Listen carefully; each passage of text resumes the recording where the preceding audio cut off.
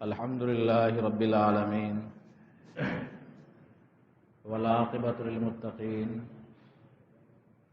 والصلاة والسلام على سيد المرسلين أما بعد قال الله تبارك وتعالى في كلامه المجيد أعوذ بالله من الشيطان الرجيم بسم الله الرحمن الرحيم سبحان الذي أسرى بعبده ليلا من المسجد الحرام إلى المسجد الأقصى الذي باركنا حوله لنريه من آياتنا صدق اللہ العظیم۔ محترم بزرگوں، عزیز ساتھیوں،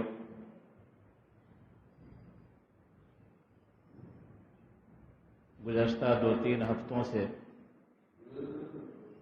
آپ حضرات کے روبرو جو باتیں آ رہی ہیں وہ فلسطین کے تعلق سے باتیں آ رہی ہیں، ارض مقدس کے تعلق سے باتیں آ رہی ہیں، اور موجودہ وقت میں دنیا کا سب سے بڑا قضیہ بھی یہی ہے کہ ایک طرف تمام طاغوتی طاقتیں ہیں، شیاطین کا لشکر ہے، ہر طرح کے سامان حرب و ضرب ہے، اور دوسری طرف اللہ کی نصرت پر، اللہ کی مدد پر اسی طرح یقین رکھنے والے، جس طرح صحابہ کرام رضوان اللہ علیہم اجمعین نے یقین کیا تھا، اسی طرح کے یقین کے حامل اور اسی طرح کی یقین رکھنے والے اللہ کے برگزیدہ بندے ہیں۔ لہذا ان دنوں میں انہی کو یاد کرنا اور انہی کی بات کرنا میرے خیال سے عین عبادت ہے۔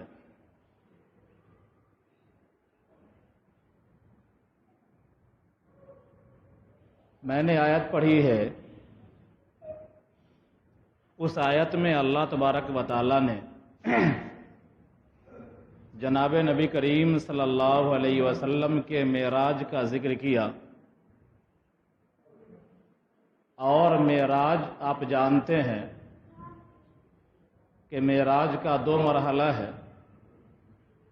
پہلے مرحلے کو اسراء کہا جاتا ہے اور دوسرے مرحلے کو معراج کہا جاتا ہے۔ مکہ سے لے کر مسجد اقصیٰ کے سفر کو اسراء کہا جاتا ہے، اور مسجد اقصیٰ سے عالم بالا کی سیر کو معراج کہا جاتا ہے۔ اللہ تبارک و تعالیٰ نے اپنی شان کو بیان کرنے کے ساتھ ساتھ نبی کریم صلی اللہ علیہ وسلم کے معراج کا ذکر کیا، اور صرف اتنا کہہ کر کے جملے کو نہیں روک دیا کہ پاک ہے وہ ذات جو اپنے بندے کو محمد صلی اللہ علیہ وسلم کو مسجد حرام سے مسجد اقصیٰ لے گئی۔ الی الاقصیٰ تک جملے کو نہیں روکا، بلکہ آگے بڑھایا، الذی بارکنا حولہ۔ اس میں اشارہ ہے ہمارے اور آپ کے لیے کہ جو چیز مقدس ہوتی ہے تو کسی چیز کے اندر جو تقدیسیت آتی ہے، اصل میں اسی کے اندر تقدس ہے، اسی میں برکت ہے، لیکن اس سے جڑی ہوئی جو چیزیں ہوتی ہیں، اصل کے واسطے سے، اصل کے قریب ہونے کی وجہ سے ان چیزوں میں بھی برکت آ جاتی ہے۔ جیسے کہ مثال کے طور پر آپ بارہا قرآن کے موضوع پر خطاب کرتے ہوئے سنتے ہوئے آپ سنتے ہیں کہ لکڑی کا ٹکڑا رحل بن جاتا ہے تو قرآن مقدس ہے، بابرکت ہے، قرآن کے ساتھ لگے رہنے کی وجہ سے رحل کو بھی لوگ چوم لیتے ہیں اور اس کی بھی قدر کرتے ہیں، اس کو بھی جہاں تہاں نہیں پھینکتے، کوئی رحل نالی میں گرا پڑا نہیں ملتا ہے۔ لیکن لکڑی کے کتنے ٹکڑے نالیوں میں بہتے ہوئے مل جاتے ہیں۔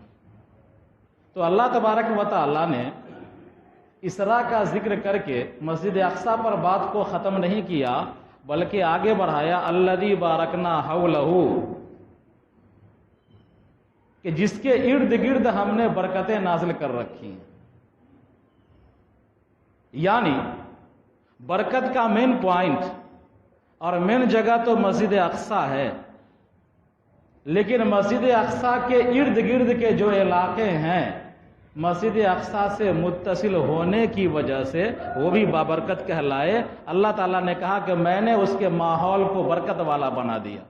یعنی اس کے ارد گرد میں ہم نے برکتیں نازل کر رکھی۔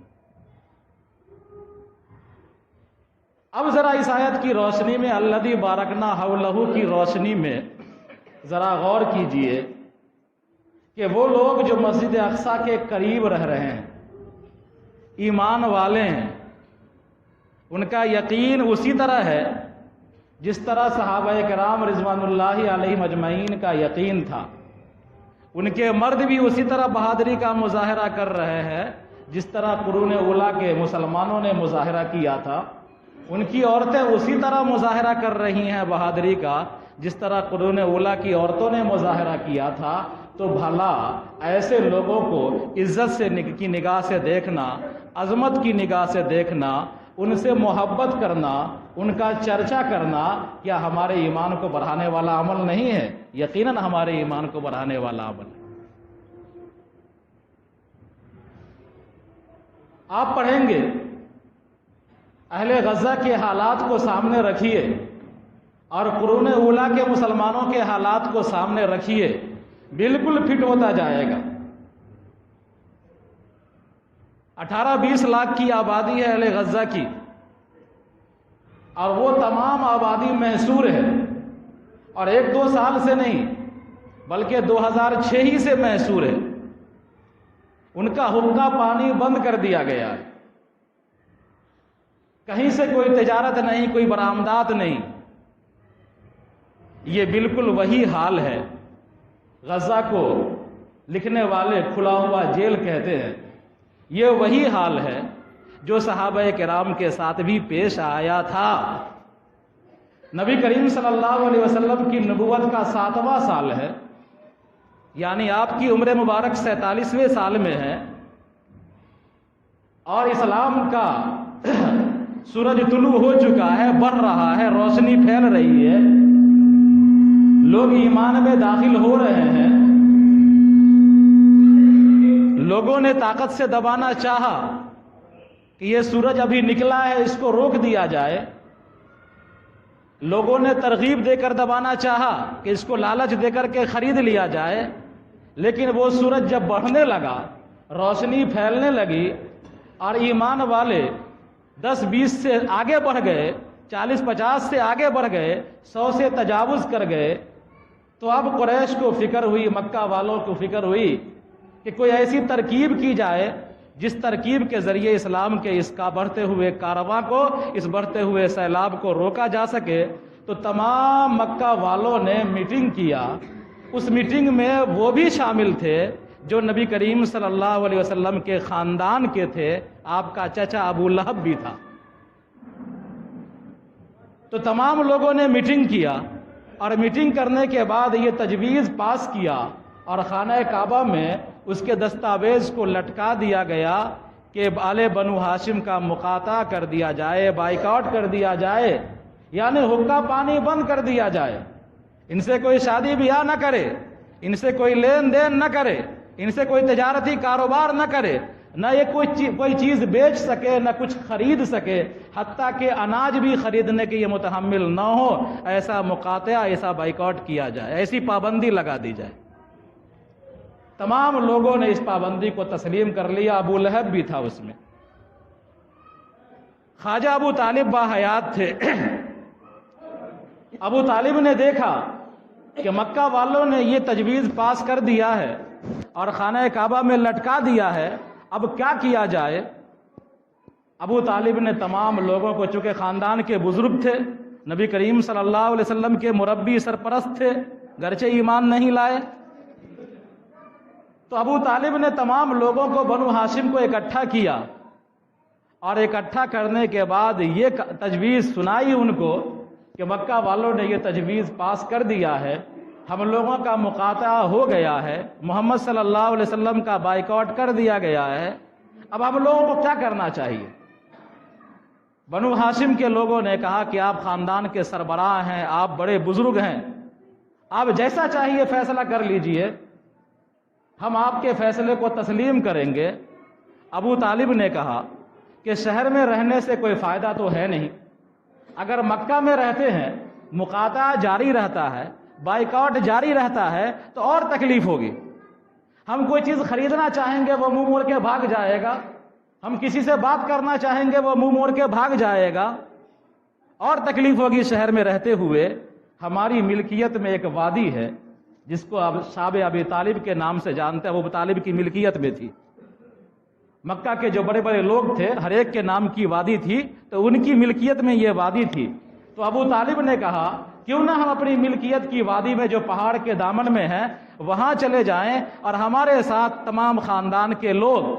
اور جو بھی جانا چاہیں ہمارے ساتھ جا سکے، اور اسی شاب میں، اسی وادی میں، گویا کہ اسی کھلے جیل میں ہم وہاں زندگی گزار سکیں۔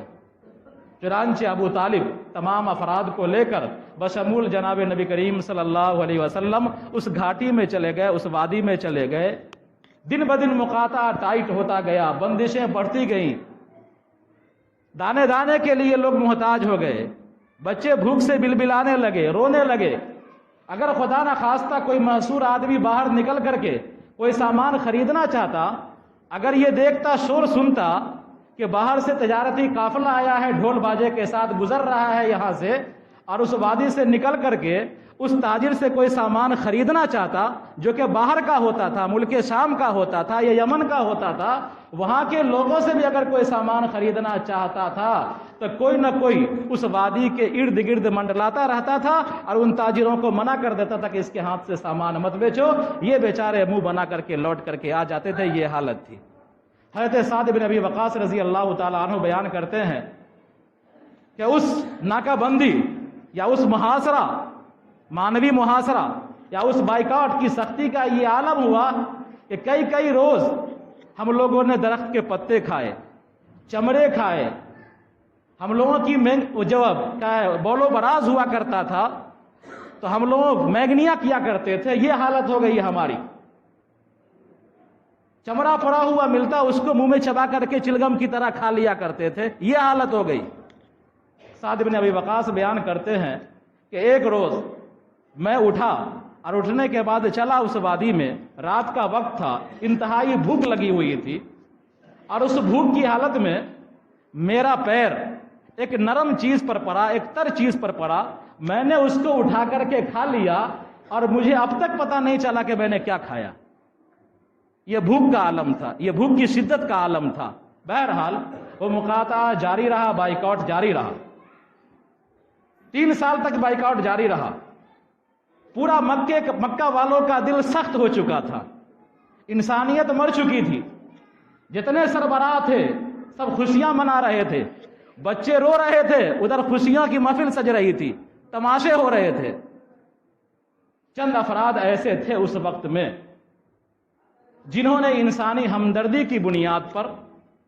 ان محاصرین کو یا ان کھلے جیل میں رہنے والوں کو یا ان شاب ابی طالب میں رہنے والوں کو 4-5 افراد ایسے تھے جو چوری چھپے غلہ بھیج دیا کرتے تھے۔ حضرت حکیم ابن حزام رضی اللہ تعالیٰ عنہ تھے، یہ بھی بھیج دیا کرتے تھے اپنی بوریاں۔ حضرت ہشام بن عمرو تھے، یہ بھی اپنی بوریاں بھیج دیا کرتے تھے۔ اسی طرح چند پانچ نام آتے ہیں تاریخ اسلام میں کہ 5 افراد کل مکہ میں ایسے تھے جن کے دلوں کے اندر انسانیت جاگ رہی تھی، ہلکی پھلکی انسانیت تھی ان کے اندر، اور یہ لوگ ان محصورین، چاہے ان کھلے جیل میں رہنے والوں کی معاونت کیا کرتے تھے اور اناج کی بوری بھیج دیا کرتے تھے۔ اناج کی بوری پہنچتی تھی تو سب لوگ آپس میں بانٹ کر کے مل ملا کر کے کھا لیا کرتے تھے۔ اس تاریخ کو سامنے رکھیے، شاب ابی طالب کی تاریخ کو اور اہل غزہ کے حالات کو سامنے رکھیے، تو کیا دونوں کا موازنہ یکساں نہیں ہے؟ آج ان پر بھی پابندیاں ہیں، چاروں طرف سے ناکہ بندی ہے، نہ دوا خرید سکتے ہیں، نہ اناج خرید سکتے ہیں، نہ اناج آ سکتا ہے، پانی کے لیے لوگ ترس رہے ہیں لیکن پانی مل نہیں رہا ہے، ایک بوند پانی کوئی نہیں بھیج سکا، ایک بوتل پانی کے لیے لوگ ترس گئے، لیکن پھر بھی اگر وہاں کسی کے پاس کوئی چیز آتی ہے تو اس کو بانٹ کر کے کھاتے ہیں، اگر ایک لقمہ بھی آتا ہے تو اپنے پڑوس میں بیٹھے ہوئے لوگوں کو پہلے کھلا دیتے ہیں پھر کھا لیا کرتے ہیں۔ تو کیا ان اہل غزہ سے محبت کرنا ہمارے ایمان کا حصہ نہیں ہے؟ یقیناً ہم کو ان سے محبت کرنا چاہیے، ان کا چرچا کرنا چاہیے، ان کو یاد کرنا چاہیے۔ حضرت خنسا ایک بڑی بہادر خاتون تھی، اور حضرت اسما، صرف دو خاتون کا تذکرہ کروں گا، اور ان دونوں خواتین کی روشنی میں آپ اہل غزہ کی خواتین کو دیکھیے اور موازنہ کر لیجئے، کیا ان ماؤں سے محبت کرنا ایمانی عمل نہیں ہوگا؟ حضرت خنسا ہیں، شاعرہ تھی، اسلام لے آئی، اسلام لانے کے بعد قادسیہ کی جنگ ہو رہی ہے ایران میں، حضرت عمر رضی اللہ تعالیٰ عنہ کا دور خلافت ہے، حضرت خنسا رضی اللہ تعالیٰ عنہ ایران پہنچ چکی ہیں اپنے بیٹوں کے ساتھ، اس جنگ میں اپنے 4 بیٹے تھے ان چاروں بیٹوں کو بلاتی ہیں سامنے، اور بلانے کے بعد کہتی ہے میرے بیٹے میری بات غور سے سن، میں نے تم کو بڑی محنت سے پالا ہے، بڑی مشقت اٹھائی ہے تم کو پالنے میں، تم نے اسلام قبول کیا اپنی مرضی سے، تم نے ہجرت کی اپنے مرضی سے، اب خدا کے راستے میں جہاد کے لیے نکلے ہو، لیکن سنو ذرا اس بات کا خیال کرو کہ میں نے تمہارے باپ کے ساتھ کبھی خیانت نہیں کی، یعنی کبھی میری زندگی میں غلط کاری کا ارتکاب نہیں ہوا ہے، میں نے تمہارے ماموں کو کبھی رسوا نہیں کیا ہے، یعنی غلط کاری کا خیال بھی میرے دل میں نہیں آیا ہے۔ اے میرے چاروں بیٹے سن لو، جنگ کل ہونے والی ہے، طبلِ جنگ بجے گا، صبح صبح نقارے جنگ، اور تم چاروں کو پشت نہیں دکھانی ہے، پشت نہیں دکھانی ہے، منہ نہیں پھیرنا ہے میدان جنگ میں، تم لڑتے لڑتے لڑتے لڑتے ہم سے اس حال میں ملو کہ تم شہید ہو جاؤ۔ راوی بیان کرتے ہیں کہ جب صبح ہوئی ان چاروں لڑکوں نے تلوار لیا، نیام لی، سب کچھ لیا، تیر لیا، کمان لیا، اور قادسیہ کی لڑائی میں کود گئے میدان میں، اور چاروں صبح سے لے کر شام تک لڑتے رہے، لڑتے لڑتے چاروں شہید ہو گئے۔ حضرت خنسا نے ان چاروں کی شہادت پر کوئی مرثیہ نہیں کہا، کوئی ماتم نہیں کیا، نہ رویا نہ بلبلایا، بلکہ اللہ کا شکریہ ادا کیا اور کہا کہ آج میں 4 شہیدوں کی ماں بن گئی ہوں۔ حضرت اسما ہیں، اللہ کے رسول صلی اللہ علیہ وسلم کی سالی ہیں، حضرت عائشہ کی بہن ہیں حضرت اسما۔ حضرت اسما کے بیٹے عبداللہ ابن زبیر ہیں۔ عبداللہ ابن زبیر کے بارے میں آپ جانتے ہیں کہ انہوں نے یزید کے ہاتھ پر بیعت نہیں کیا تھا، اور 7 سال مکہ پر انہوں نے حکومت کیا تھا یزید کے زمانے میں۔ بہرحال عبد الملک بن مروان کا زمانہ ہے، اس کی طرف سے گورنر حجاج ابن یوسف ہے،